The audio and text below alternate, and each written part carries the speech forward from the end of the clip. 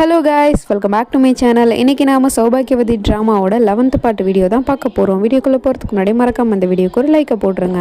Last பார்ட்டில் நம்ம psycho hero எதுக்காக இப்படி சைக்கோவாக மாறினா அப்படிங்கிற மொத்த உண்மையும் சொல்கிறான். எல்லாத்துக்கும் காரணம் என்னோட அம்மா தான் அப்படின்னு. இதை கேட்டு நம்ம ஹீரோயினி ரொம்பவே ஷாக் ஆகுறா. அதே சமயம் புருஷன் மேலே எந்த தப்பு இல்லை அப்படிங்கிற மாதிரி முழுசாக நம்புறா. அதனால அவன் கையில் அடிபட்டிருக்குல்ல, அதனால மெடிசன் போடுறதுக்காக வரா. ஆனால் அவன் கையை காட்ட மாட்டேங்கிறான். நீங்கள் எதுக்காக ராகு உங்கள் அம்மா பண்ண தப்புக்கு தண்டனை உங்களுக்கு கொடுத்துக்கிறீங்க, ப்ளீஸ் காட்டுங்க அப்படின்னு சொன்னதும் அவன் கையை காட்டுறான். ஆனால் இவன் அங்கேருந்து எழுந்திரிச்சு போய் ஒரு ஸ்லேட் எடுத்துகிட்டு வரான். அந்த ஸ்லேட்டில் என்ன எழுதியிருக்குன்னா, நான் என்னோட மாமியார் மாதிரி இருக்க மாட்டேன் என்று உறுதிமொழி அளிக்கிறேன் அப்படிங்கிற மாதிரி எழுதியிருக்கு. இதில் சைன் பண்ணுசியா, எனக்கு யார் மேலேயும் நம்பிக்கை இல்லை, உன் மேலேயும் நம்பிக்கை இல்லை அப்படின்னு சொல்கிறான்.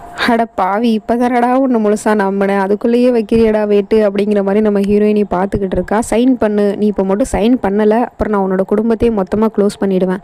அம்மா விஷயத்தில் தப்பு பண்ணிட்டேன், ஏமாந்துட்டேன், ஆனால் உன் விஷயத்தில் நான் ஏமாற தயாராக இல்லை. இப்போவே நீ இதில் சைன் பண்ணி கொடுக்குற, ஒருவேளை சைன் பண்ண மாட்டேன்னு அடம்பிடிச்சேன்னா அப்புறம் நான் உன்னோட மொத்த ஃபேமிலியும் க்ளோஸ் பண்ணிவிடுவேன், என்ன சொல்கிற அப்படின்னு சொல்லிட்டு கேட்கலாம். இவளுக்கு பயமாக இருக்குது, ஒருவேளை நம்ம ஃபேமிலி ஏதாவது பண்ணிடுவானோ அப்படிங்கிற ஒரு பயத்தில் சைனையும் போட்டு கொடுத்துட்றா. அதுக்கப்புறம் அவன் கத்தியை காமிச்சு மிரட்டிக்கிட்டு இருக்கான். என்ன இப்போ நீ சைன் பண்ணபடியே நடந்துப்பியா, உண்மையை சொல்லு, வாயை திறந்து சொல்லு அப்படின்னு சொல்லிட்டு கேட்டுக்கிட்டு இருக்கான்.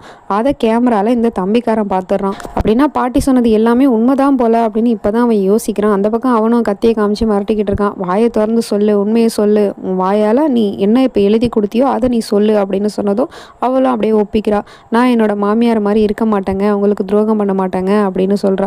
குட் கேர்ள், மை ஸ்வீட் பொண்டாட்டி அப்படின்னு அப்படியே ஹக் பண்ணிக்கிட்டு இருக்கான். அது எல்லாத்தையும் இவன் பார்த்துட்டான், மொத்த உண்மையை தெரிஞ்சு போச்சு. அப்போ கரெக்டாக அம்மா வரவும் இவன் ஃபோனை டக்குன்னு கீழே மறைச்சிடலாம். என்னத்தை மறைக்கிறேன், நீ இப்போ என்ன பார்த்துட்டு இருந்த அப்படின்னு சொல்லிட்டு அம்மா கேட்குறாங்க. ஒன்றும் இல்லைன்னு சொல்லிட்டு சமாளிக்கிறான். ஆனால் அவங்க திரும்ப திரும்ப கேட்டதுனால உண்மையை சொல்லிடுறான். இந்த மாதிரி பாட்டி ஒரு ஸ்பை கேமரா வாங்கிட்டு வர சொன்னிச்சு, ராகு மேலே சந்தேகப்பட்டு நானும் வாங்கி கொடுத்தேன். அந்த ஸ்பை கேமராவை ராகு வீட்டில் வச்சுட்டாங்க, அதை தான் இப்போ நான் பார்த்துக்கிட்டு இருந்தேன் என்ன நடக்குது அப்படின்னு. ஆனால் பாட்டி சொன்னது எல்லாமே உண்மைதாம்மா, இதை பாருங்க அப்படின்னு சொல்லிட்டு ஃபோனை காட்டுறான். ஆனால் அவங்க அந்த ஃபோனை வாங்கி பார்க்காம திட்டிக்கிட்டு இருக்காங்க. பையனை எவ்வளோ பெரிய கேவலமான வேலையை பார்த்துருக்கேன், இது என்ன வேற பார்க்க சொல்றியா, அந்த பாட்டி கூட சேர்ந்து உனக்கும் புத்தி கெட்டு போயிடுச்சுடா அப்படின்னு சொல்லிட்டு ஃபோனை தூக்கிட்டு போய் கேஸ் ஸ்டவ்வில் போட்டு மொத்தமாக எரிச்சு பொசிக்கிடுறாங்க. காலங்காலத்திலே பாட்டி அந்த ஃபோனை பார்த்துட்டு இந்த ஃபோனுக்கு ஏன்டா இந்த நிலைமை, என்னதாண்டா ஆச்சு, சொல்லி தொலையண்டா அப்படின்னு சொல்லிட்டு கேட்கவும் பேரனும் எல்லா உண்மையும் சொல்ல வரான். அதுக்குள்ளே அங்கே அம்மா வந்துடுறாங்க.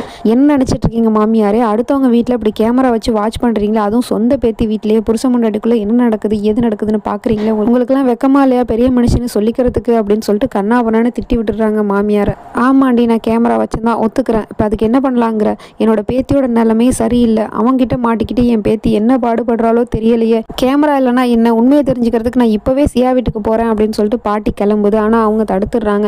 இங்கே பாருங்க மாமியாரே, நீங்கள் இந்த வீட்டை விட்டு போய் சியா வீட்டுக்கு போகணுன்னா தாராளமாக போங்க, ஆனால் ஒரே தெரியா அப்படியே போயிடுங்க, திரும்ப இந்த வீட்டு பக்கம் வந்துடாதீங்க அப்படின்னு சொல்லிட்டு திட்டிட்டு போயிடுறாங்க. இப்படி சொன்னதுக்கப்புறம் எப்படி இவங்களால போக முடியும், மருமக திரும்ப வீட்டுக்கு வந்தால் சேர்த்துக்குமா சேர்த்துக்காதோ, அதனால அப்படியே அமைதியாக இருந்துடுறாங்க. இந்த பக்கம் இந்த ரெண்டாவது சைக்கோ பயலான ஹீரோ ஜெயிலேருந்து வந்துட்டான் போல. வந்ததுமே அந்த ராகவ பழி வாங்கணும்னு முடிவெடுத்துட்டான். அதனால நம்ம சியாவோட தம்பியை கூட்டிகிட்டு வந்து வச்சிருக்கான். இங்கே எதுக்காக தம்பி உன்னை கூட்டிகிட்டு வந்திருக்குன்னு தான் நீ யோசிக்கிற, உன்னோட மாமங்காரனை பற்றி உனக்கு தெரியுமா, உண்மை என்னன்னு தெரியுமா, அவன் உன்னோட அக்காவை ரொம்ப கொடுமைப்படுத்துறான்டா, நான் அதை என்னோட 2 கண்ணால் பார்த்தேன், நீ அவளோட தம்பி தானே, உன் அக்காவை காப்பாற்ற வேண்டிய கடமை உன்கிட்ட இருக்குப்பா, இங்கே பாரு உன்னோட கையை பாரு, உன் கையில் ராக்கி கட்டி விட்டுருக்கால உன்னோட அக்கா, அதுவும் இந்த வருஷம், ஆனால் அடுத்த வருஷம் இந்த ராக்கியை கட்டுறதுக்கு உன் அக்கா உயிரோட இருப்பாளாங்கிறதே சந்தேகமாக தான் இருக்குது, உன் மாமங்காரன் அந்த அளவுக்கு கொடுமைப்படுத்துறான்டா உன் அக்காவை, உன் அக்காவோட உயிர் உன்னோட கையில் தான் இருக்குது, நீ தான் யோசிக்கணும், என்ன பண்ணலாம் எது பண்ணலாம் சொல்லு அப்படின்னு சொல்லிட்டு கேட்குறான். ஆக நம்ம சைக்கோ பையில பழி வாங்குறதுக்காக இவனும் ஒரு பகடக்காயாக யூஸ் பண்ண போகிறான் போல. இந்த பக்கம் நம்ம ஹீரோயினி மாமியார்கிட்ட பேச ட்ரை பண்ணுறா, ஆனால் அவங்க பேச மாட்றாங்க. இப்போ எதுக்காக என்னை வந்து தொல்லை பண்ணிக்கிட்டு இருக்கு, அதான் உன் புருஷன் எல்லா உண்மையும் சொல்லிட்டான்ல, உண்மை தெரிஞ்சு போச்சுல, அப்புறம் என்ன என்கிட்ட கேள்வி வேண்டி கிடக்கு அப்படிங்கிற மாதிரி கேட்டுட்டு போயிட்டு இருக்காங்க. ஆனால் அவ சொல்கிறா, என் புருஷன் சொன்ன உண்மையை நான் கேட்டுட்டேன், ஆனால் ஒரு சைடு மட்டுமே கேட்டு நான் எந்த ஒரு முடிவுக்கும் வர முடியாது, உண்மை என்னன்னு நீங்களும் சொல்லுங்கள், ஏன்னா என் புருஷன் சொல்கிற எல்லா விஷயத்தையும் நம்பணும்னு நினச்சாலும் ஒரு விஷயத்த மட்டும் என்னால் நம்பவே முடியல, எந்த ஒரு தாயும் பெத்த பிள்ளைய வேணான்னு சொல்லிட்டு போக மாட்டா, ஆனால் அப்படி நீங்கள் போனதாக தான் என் புருஷன் சொல்கிறான், உண்மையிலே என்னதான் நடந்துச்சு, நீங்கள் எதுக்காக என் புருஷனை விட்டுட்டு போனீங்க அப்படின்னு சொல்லிட்டு கேட்குறா. இப்போ தான் அவங்களும் ஒரு ஃப்ளாஷ்பேக் ஸ்டோரியை சொல்கிறாங்க. உனக்கு எப்படி உன் புருஷன் சைக்கோன்னு தெரிய வந்துச்சோ அதே மாதிரி தான் கல்யாணம் பண்ணி வந்த கொஞ்ச நாள்லே என் புருஷனும் சைக்கோன்னு நான் தெரிஞ்சுக்கிட்டேன், ரொம்ப அடிப்பாமா, என்ன ரொம்ப சித்திரவதை பண்ணுவான், சின்ன சின்ன விஷயத்துக்குலாம் என்ன அந்த அளவுக்கு கொடுமைப்படுத்துவான், எப்போ பார்த்தாலும் என்ன சந்தேக கண்ணோட்டத்திலே தான் பார்த்துக்கிட்டு இருப்பான், ஆனால் அவனோட பிள்ளையை பொறுத்த வரைக்கும் அவன் தான் ஹீரோ, ஏன்னா அந்த அளவுக்கு அவன் நடித்து பர்ஃபார்மன்ஸ் பண்ணி வச்சிருக்கான், என் பிள்ளைய என்கிட்டேருந்து பிரித்ததே அந்த ராட்சசன் தான், ஏன்னா என் பிள்ளைகிட்ட அப்படி ஒரு நாடகத்தை தான் அவன் நடத்தினான், என் பிள்ளையை பொறுத்த வரைக்கும் அவன் என்னமோ என்னை சந்தோஷமாக வச்சுக்கிற மாதிரியும் நான் தான் அவனை சீட் பண்ணுற மாதிரியுமே காட்டி வளர்த்துட்டான், ஆனால் அப்போ எனக்கு தெரியாது ஒரு ராட்சசனுக்கு பிறக்கிற பிள்ளையும் இன்னொரு ராட்சசனாக தான் மாறுண்டு, உன்னை அவன் நடத்துகிற விதத்தை வருத்தத்தில் தான் நான் தெரிஞ்சுக்கிட்டேன். அவன் அப்படியே அவன் அப்பனை மாதிரியே வந்துட்டான்னு. என்னை பற்றி உங்ககிட்ட சொன்னான்ல, நான் ஒரு கேரக்டர்லெஸ்ஸான பொண்ணுங்கிற மாதிரி. உண்மையிலே என்ன நடந்துச்சு தெரியுமா? அவன் பண்ணுற டார்ச்சர் தாங்க முடியாமல் நான் டைவர்ஸ் கேட்கறதுக்காக ஒரு வக்கீலை மீட் பண்ணி பேசினேன், அதுவும் என்னோட வீட்டில். அந்த வக்கீல் கூட என்னை சேர்த்து வச்சு பேசினாமா என் புருஷன். அந்தளவுக்கு ஒரு கேடுகட்டவன் தான் என்னோட புருஷன் அப்படிங்கிற மாதிரி மொத்த உண்மையும் சொல்கிறாங்க. இப்போவும் இந்த உலகத்தை விட்டு என்னால் போக முடியும். இவன் பண்ணுற டார்ச்சர் தாங்க முடியாமல் நான் என்றைக்கோ செத்து போயிருப்பேன். ஆனால் இப்போவும் என்னோட உயிரை கையில் பிடிச்சிட்டு இருக்கிறதுக்கான காரணமே என் பொண்ணு தான். என் பொண்ணை அவன் புருஷன் கடத்தி வச்சிருக்காமா. அவனோட சொந்த தங்கச்சியே அவன் கடத்தி வச்சிருக்கான். இப்போ வரைக்கும் நான் உயிர் வாழ்ந்துகிட்டு இருக்கேன்னா அது என்னோட பொண்ணுக்காக மட்டும்தான். ஏன்னா என் பொண்ணை எங்கே கடத்தி வச்சிருக்கான்னு இப்போ வரைக்கும் எனக்கு தெரியாது அப்படின்னு சொல்லிட்டு அழுகுறாங்க. இப்போதான் நம்ம சியாவுக்கு ஒரிஜினலான உண்மை என்னங்கிறதே தெரிஞ்சிருக்கு. உடனே மாமியாரை சமாதானப்படுத்துறா, நீங்கள் ஒன்றும் கவலைப்படாதீங்கம்மா, எல்லாம் சீக்கிரம் சரியாயிடும், உங்கள் பொண்ணை கண்டுபிடிச்சிடலாம் அப்படின்னு சொல்லிட்டு. இந்த பக்கம் தம்பிக்காரன்ட்ட பயங்கரமாக ஏற்றி விட்டான்ல அந்த 2வது ஹீரோ. அதனால அவன் உணர்ச்சி வசப்பட்டு என்ன பண்ணிட்டான்னா ஒரு சோசியல் மீடியாவில் ஒரு வீடியோவே அப்லோட் பண்ண ஆரம்பிச்சிட்டான். அதில் அவன் என்ன சொல்கிறான்னா, இந்த ராகவ் ஜிந்தலை பற்றி உங்களுக்கு தெரியும்ல, பெரிய கேமிங் கம்பெனியோட ஓனர். அவன் என் அக்கா புருஷன் தான். அவனோட சோசியல் மீடியாவில் ரொம்பவே நல்ல கப்பல், 2 பேரும் நல்லா இருக்காங்க, சந்தோஷமாக இருக்காங்கிற மாதிரியே போஸ்ட் அப்லோட் பண்ணிக்கிட்டு இருக்கான். ஆனால் அது எதுவுமே உண்மை கிடையாது.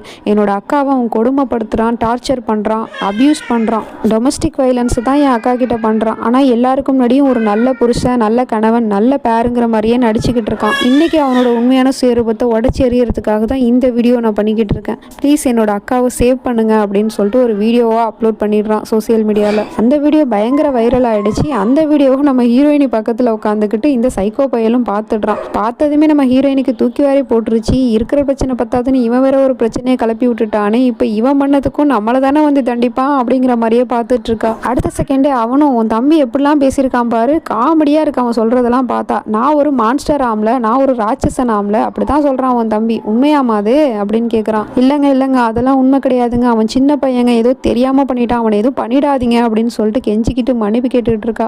ஆனால் இவன் சும்மா விடுற மாதிரி தெரியல. அவன் பண்ண தப்புக்கு அவனுக்கு தானே கொடுக்கணும் இல்லையோ. ஆனால் ஒன்றை சும்மா விட மாட்டேன்டி அப்படின்னு சொல்லிட்டு வேகமாக ஹாலுக்கு போகிறான். அங்கே போய் என்னடா பண்ண போகிறான் அப்படின்னு சொல்லிட்டு நம்ம ஹீரோயினையும் பின்னாடியே போகிறா. பார்த்தா கையில் ஒரு பாம்பை வச்சுக்கிட்டு நிற்கிறான். அதை பார்த்துட்டு நம்ம ஹீரோயினி பயந்து போயிடுறா. என்னங்க பாம்பு கையில் வச்சுருக்கீங்க அப்படின்னு சொல்லிட்டு கேட்டால், ஆமாம் உனக்கு தானே கொடுக்க வேணாமா, இங்கே வா அப்படின்னு சொல்லிட்டு அவகிட்ட அப்படியே அந்த பாம்பை எடுத்துகிட்டு போகிறான். அதில் கால் ஸ்லிப் ஆகி அப்படியே கீழே விழுந்துடுறான். அந்த கேப்பில் பாம்பு அவனோட கையில் கொத்திட்டு போயிடுது. இதைத்தான் சொல்லுவாங்க போல தன்வினை தன்னை சுடும்னு. புருஷனை பாம்பு கொத்துனதுமே இவ காப்பாற்ற போகிறா. அந்த இடத்துக்கு நம்ம மாமியார் வந்துடுறாங்க. அவங்க வந்து சியாவோட கையை பிடிச்சி இழுத்துட்டு போகிறாங்க தரன்னு. இதுதான் நல்ல சந்தர்ப்பம், இங்கேருந்து ஓடி போயிடு அப்படின்னு மருமகளை அனுப்பி வைக்க பார்க்குறாங்க. ஆனால் அவள் போக மாட்டாங்கிறா. என்ன பேசிகிட்டு இருக்கீங்க நீங்கள், அவர் உயிருக்கு போராடிட்டு இருக்காருன்னு சொல்கிறா. ஆனால் அவன் உயிரோட வந்தானா உன்னை சும்மா விட மாட்டான், இப்படிப்பட்ட ராட்சசன் சாகிறதே மேலு, இங்கேருந்து போயிடுமா, நீ உன்னோட வாழ்க்கையை பார்த்துட்டு எப்படியாவது போய் நல்ல விதமாயிருமா எங்கேயாவது போய் அப்படின்னு சொல்லிட்டு விரட்டி விட பார்க்குறாங்க. ஆனால் அவர் செத்துருவார், விடுங்க என்னோட கையை அப்படின்னு சொல்லிட்டு ஓடி போய் புருஷனை காப்பாற்ற போகிறா. அதுக்குள்ளே அவன் அப்படியே மயக்கமாயிடுறான். மயக்க மாட்டானா இல்லை செத்து போயிட்டானா என்னங்கிறது தெரியல. இவ அப்படியே உட்காந்துருக்கா. புருஷன் என்னதான் கொடுமைப்படுத்தினாலும் அவனோட உயிருக்கு ஒரு ஆபத்து அப்படிங்கும் போது பொண்டாட்டியால் அதை தாங்கிக்க முடியல. அப்படியே உட்காந்துருக்கா. இதுக்கப்புறம் என்ன நடக்க போகுதுங்கிறதுலாம் நம்ம நெக்ஸ்ட் பார்ட்டில் பார்த்து தெரிஞ்சுப்போம். வீடியோ பிடிச்சிருந்துச்சுன்னா மறக்காமல் கமெண்ட் பண்ணுங்கள். தேங்க்ஸ் ஃபார் வாட்சிங். Bye friends.